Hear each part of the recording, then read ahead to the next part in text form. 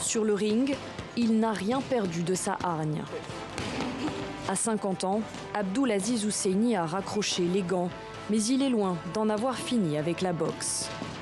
Après ma carrière professionnelle, j'ai décidé de vouloir sacrifier mon temps pour les jeunes boxeurs qui sont derrière moi, qui ont beaucoup de talent, mieux que moi, et que je vois vraiment un avenir en eux.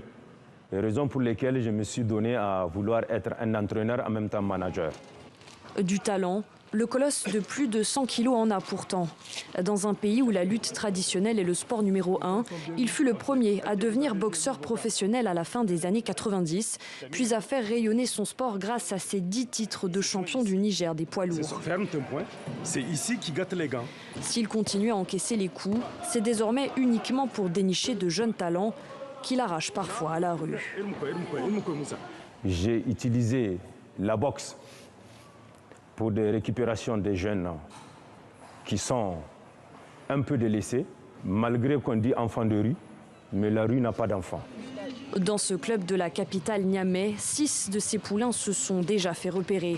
C'est le cas de Moussa Sahabi, 22 ans, 3 titres de champion d'Afrique de l'Ouest au compteur. Pourtant, rien ne le prédestinait au succès. Avant que lui me rencontre, j'étais tellement découragé de la boxe. Mais il m'a réveillé. Parce qu'il se sacrifie. Ma première ceinture, il a mis même sa voiture à gage pour que je puisse participer.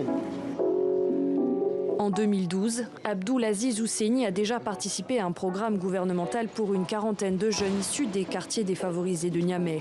Cette fois, il mène son combat seul. Le matériel, la location de la salle et les déplacements sont uniquement financés grâce aux cours privés qu'il donne à des expatriés occidentaux. Un sacrifice nécessaire selon Abdulaziz, convaincu qu'un champion émergera un jour du Boxing Club de Niamey.